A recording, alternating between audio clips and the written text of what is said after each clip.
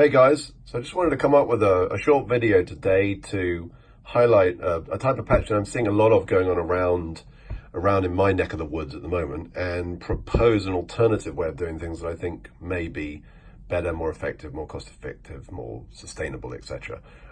So basically what happens here is a 10.5 ton vehicle or a 10-ton vehicle shows up on site with a trailer towing a digger behind it, and typically each day they are excavating around 25 to 35 square meters of patching a day, both in the footpath and in the road.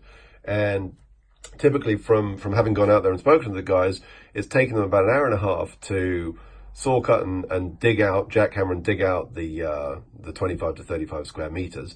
They then pick up the breakout with the digger, throw it on the back of the truck and disappear back to the yard. Having disappeared back to the yard, they then chuck the breakout in the yard, collect, let's say 3.5 tons of 20 mil base and bomb it back out to the job site.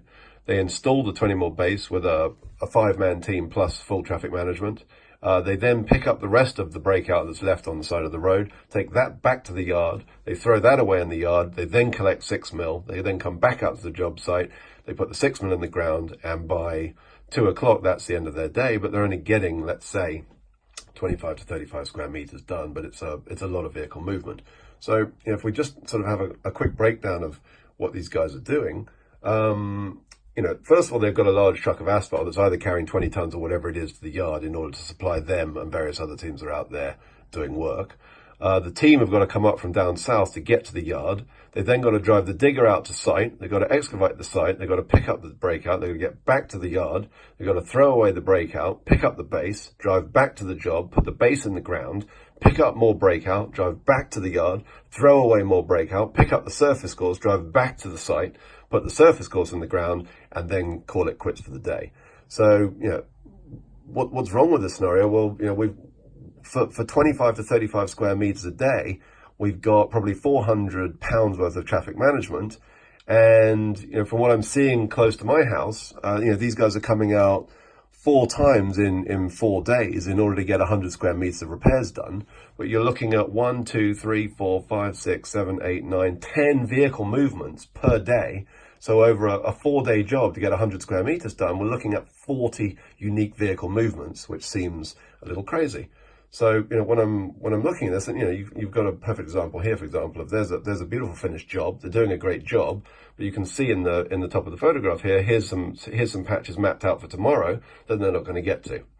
So, when I look at this, and I just think, hang on a second, why on earth, when we've got decent quality aggregate and decent bitumen in the road that's perfectly recyclable, are we digging up significant amounts of decent road, excavating it, jackhammering it, saw cutting it, picking it up, throwing it on a truck and taking it back to the yard?